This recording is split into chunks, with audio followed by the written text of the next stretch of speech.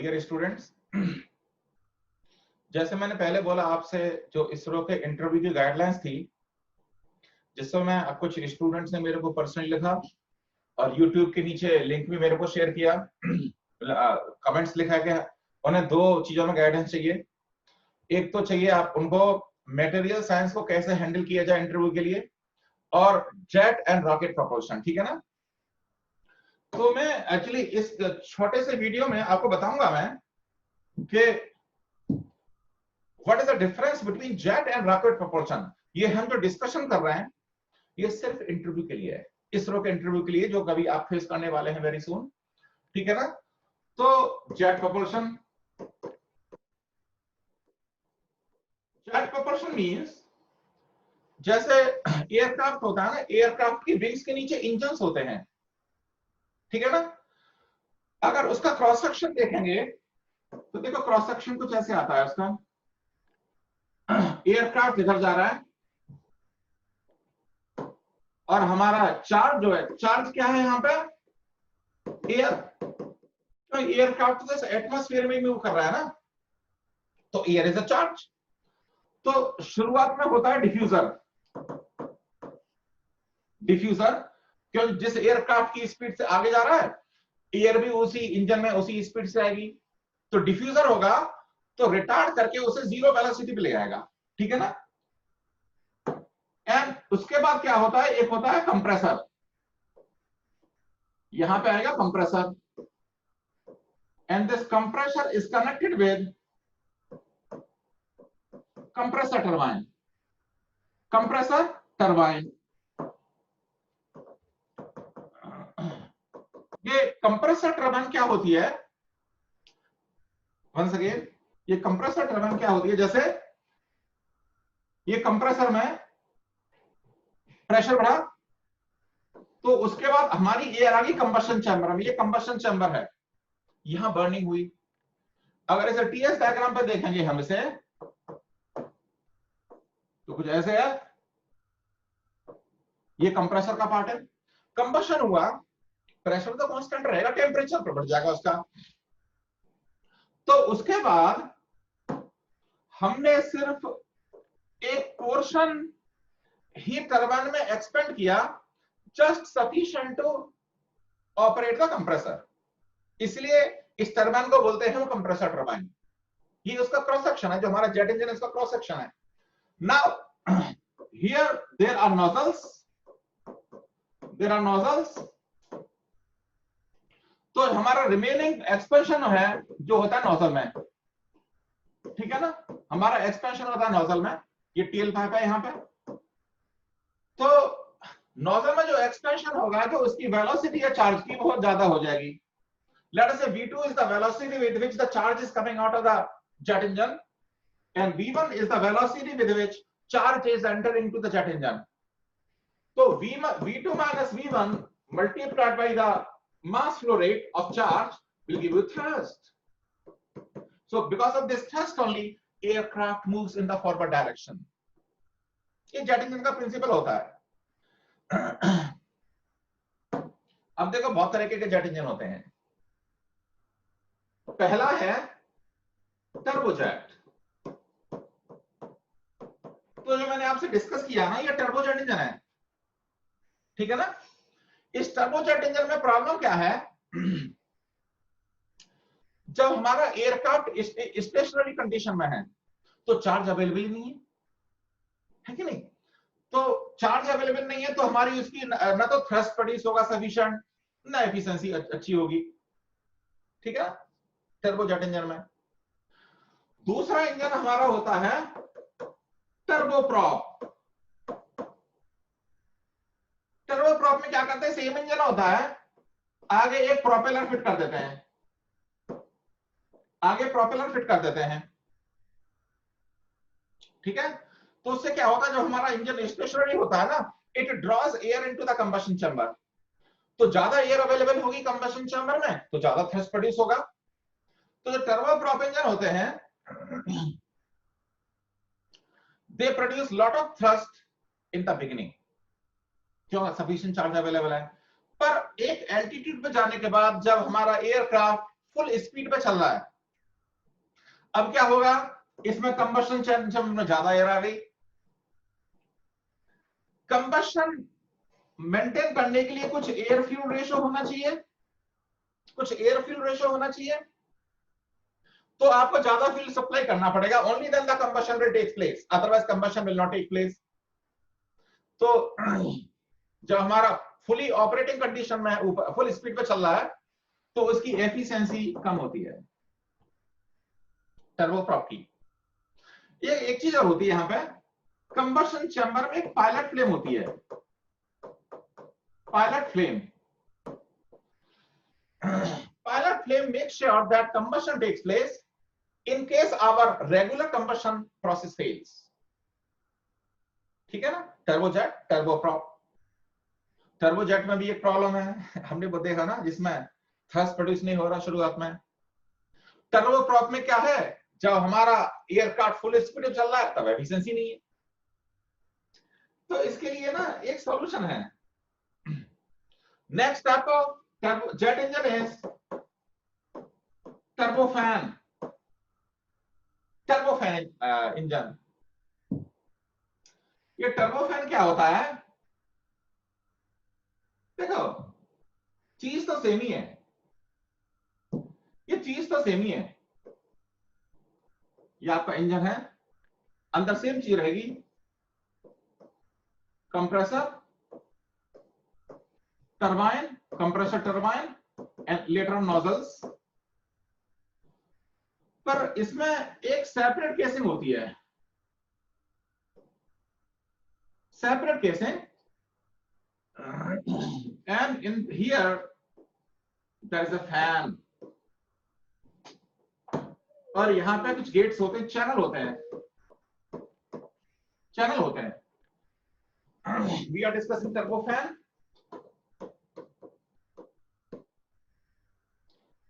सो पहले क्या, इन चैनल को बंद कर देंगे, इन चैनल्स को बंद कर देंगे, तो जो फैन जो भी हमारी एयर ड्रॉ कर रहा है it will directly go to the combustion chamber, तो थ्रस्ट ज्यादा प्रोड्यूस हो गया। जैसे हमारा एयरक्राफ्ट पूरे एल्टीट्यूड पे है और स्पीड भी उसकी बहुत अच्छी है, तो क्या करेंगे, ए portion of incoming air will be bypassed. It is also called bypass air, bypass air. तो हमारी एयर बाईपास हो जाएगी, तो less air will be coming to इस कंबशन चैम्बर, तो हमारी एफिशिएंसी भी मेंटेन रहेगी। ये होता है टर्बोफैन, ठीक है। चौथे टाइप का इंजन होता है रैमजेट। ऑफ कोर्स हम क्या राम का जेट है, पर ये ना अंग्रेजी में ऐसे ही बोलते हैं, ऐसे ramjet, ramjet engine. Ramjet engine अपने आप एक्टिव नहीं होता। जब हमारे एयरक्राफ्ट की स्पीड कुछ मैक पे चली जाती है, बियॉन्ड मैक 1 ऑफ कोर्स, तो उसमें कुछ कंप्रेसर टरबाइन नहीं होता रैमजेट इंजन में। Ramjet engine there is no compressor and turbine, there is only a supersonic diffuser, supersonic diffuser. तो रैमजेट इंजन में ना तो कंप्रेसर होता, ना टरबाइन होती, कुछ नहीं होता। तो पहले टर्बो प्रॉपर टर्बोफैन इंजन को लेके एयरक्राफ्ट को किसी वेलोसिटी पे लेके जाते हैं, then those engines are shut and the ramjet engine comes to action. So velocity, incoming velocity of charge is already very high, is already very high. तो हमारा जो डिफ्यूजन होने के बाद जो कंबशन चैम्बर में there is sufficient pressure, और combustion होने के बाद इमीडिएटली नोजल के थ्रू एक्सपेंड हो जाता है, और जब लैंडिंग करनी हो ये इंजन बंद हो जाएंगे, टर्बोप्रॉप और turbofan will come to action. It is not a self-operating engine, but अगर एयरक्राफ्ट की स्पीड बहुत ज्यादा है, we have to use ramjet engines. And there is also a scramjet engine. ठीक है ना, ramjet, scramjet. तो जेट प्रोपल्शन में क्या होता है, जेट इंजन में क्या होता है, चार्ज हम इस एटमॉस्फेयर से ले रहे हैं, क्योंकि एयरक्राफ्ट एटमॉस्फेयर में तो चल रहा है, बट लेट अस से intercontinental ballistic missile or space shuttle, when we are launching it from here to outer space or space or outer space, in space there is no oxidizer. यहां तो oxygen है, oxidiser में वहां तो कोई oxygen है नहीं, तो उसको बोलते हैं रॉकेट प्रपोल्शन। रॉकेट प्रपोल्शन, अब देखो वो कैसे होता है। Rocket propulsion, especially space shuttle और जैसे मंगलयान था उसमें of course it was powered by rocket only ना। इन ICBM उसमें भी रॉकेट था। जैसे अगर ये मिसाल है आपकी ICBM है तो ये पोर्शन तो है आपका बॉम्ब, यहां पे है कुछ electronics, and now there are 3 to 4 stages of fuel. There is a fuel. और जब क्या होगा कि पहली स्टेज का फ्यूल खत्म हो गया, इसको कट कर देंगे तो नीचे गिर पड़ेगा। ऐसा क्यों करते हैं? जैसे हमारे व्हीकल का वेट कम रहे। चंद्रयान में भी तो यही हुआ है। ऐसा आपने मूवी देखी होगी, it was very accurate movie, क्योंकि उसमें जैसे एक स्टेज का फ्यूल खत्म हो गया, कट कर नीचे नीचे फेंक दो से, जैसे कि ओवरऑल व्हीकल का वेट कम हो, फ्यूल कम खर्च हो उसमें, ठीक है ना। तो आउटर स्पेस में जो जाएगा वो रॉकेट होगा, ठीक है। अब रॉकेट जो होता है, ये भी तो रॉकेट ही है। 2 तरह के फ्यूल हम यूज करते हैं, one is solid fuel, another is the liquid fuel. Solid fuel और लिक्विड फ्यूल, ये सॉलिड फ्यूल क्या होते हैं इसमें? Solid fuel aluminium powder, aluminium powder is a fuel. यार इसके लिए ऑक्सीडाइजर क्या होता है? क्या उसमें अंदर बंद करना पड़ेगा ना, इस अमोनियम अमोनियम पर ऑक्साइड, अमोनियम पर ऑक्साइड। तो देखो सिस्टम कैसे होता है, सिस्टम कुछ ऐसा होता है, ठीक है ना। और यहां पे देखो ये आपके फ्यूल पैकेट्स हैं, ये ना, ये चीज मैं क्या ड्रॉ कर रहा हूं, it's a mixture of fuel and oxidizer, तो दोनों सॉलिड हैं। ये रॉकेट प्रपोर्शन और जो सॉलिड फ्यूल होता है, इसमें 2 कैटेगरी होती हैं, इसमें 2 कैटेगरी होती हैं। First is controlled combustion, controlled combustion. तो देखो इसमें जो कंबशन है, सिर्फ ये सरफेस से कंबशन हो रहा है, दिस सरफेस, ये ट्यूब है, tube. So inside surface of tube only is available for combustion. तो इससे क्या होगा, थ्रस्ट कम होगा, पर fuel is available for longer period of time. ये नोजल है, कंबशन के बाद immediately exit and thrust will be there in the forward direction. तो कंट्रोल कंबशन में फ्यूल लॉन्गर पीरियड के लिए होगा, पर थ्रस्ट कम अवेलेबल होगा। जनरली ये टेक्निक हम यूज करते हैं लास्ट स्टेज में, जब हमारा महीना तक फ्यूल पड़ा रहे और स्पेस में ड्रैग तो होता नहीं है, तो ये हम टेक्निक लास्ट स्टेज में यूज करेंगे। दूसरा होता है अनकंट्रोल्ड कंबशन, अनकंट्रोल्ड कंबशन।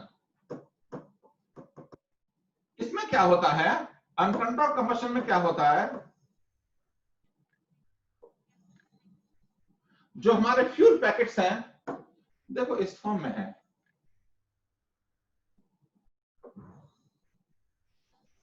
ये रहा, इस फॉर्म में है हमारे फ्यूल पैकेट्स, फ्यूल और ऑक्सीडाइजर का जो मिक्सचर है। अब यहां पे every side is available for combustion, see every side is available for combustion. So thrust thrust produced by the rocket will be quite high, पर हमारा फ्यूल बहुत जल्दी खत्म हो जाएगा। ठीक है ना, ये हम पहली स्टेज जान लेते हैं, क्योंकि rocket has to come out of the earth atmosphere, तो थ्रस्ट बहुत ज्यादा चाहिए हमें। ठीक है ना, और आजकल इसे जो फ्यूल के जो पैकेट्स बनाते हैं ना, इसको नैनो मटेरियल के बनाते हैं, जो सॉलिड है नैनो मटेरियल के बनाएंगे। उसका रीजन क्या है? नैनो पार्टिकल की कैरेक्टरिस्टिक क्या होती है? Because its surface area is more, surface area is more than you know combustion will be rapid और अनकंट्रोल्ड, इससे हमारा थ्रस्ट बढ़ेगा। तो जो पैकेट्स हैं हम जो हमारे सॉलिड फ्यूल के, वो नैनो मटेरियल के मटेरियल बनाएंगे, उसकी पैलेट्स बना देंगे। ठीक है, और सॉलिड फ्यूल यूज करने का बहुत सारे फायदे होते हैं। एक तो थ्रस्ट बहुत ज्यादा होता है, दूसरा ये करोड नहीं करता, हमारे जो केसिंग है जो कंटेनर है उसे करोड नहीं करेगा। पर जो लिक्विड फ्यूल होता है, लिक्विड फ्यूल, अब ये लिक्विड फ्यूल कौन कौन से होते हैं? आप अल्कोहल जो फ्यूल है, alcohol, kerosene, liquid hydrogen etcetera. और उसके लिए ऑक्सीडाइजर क्या होता है? Liquid oxygen. Oxygen can be like nitrogen ना, लिक्विड नाइट्रोजन होती है, similarly oxygen also can be liquefied. इस लिक्विड फ्यूल में प्रॉब्लम क्या होती है? इट समटाइम करोड्स, पर इसका एक एडवांटेज है, जब हमारा कंबशन से पहले लिक्विड फ्यूल को नोजल के ऊपर घुमाते हुए लेके आएंगे ना, तो नोजल की कूलिंग होगी। ठीक है ना, और उसके बाद कंबशन चैम्बर में घुसा उसे। तो of course both are having advantages and disadvantages. तो both liquid and solid fuels are used in the different stages of rocket. और रॉकेट का भी यूज होता है किसी स्पेस शटल या उसको उठाने के लिए, या फिर इंटरकॉन्टिनेंटल बैलिस्टिक मिसाइल में भी यूज होता है रॉकेट।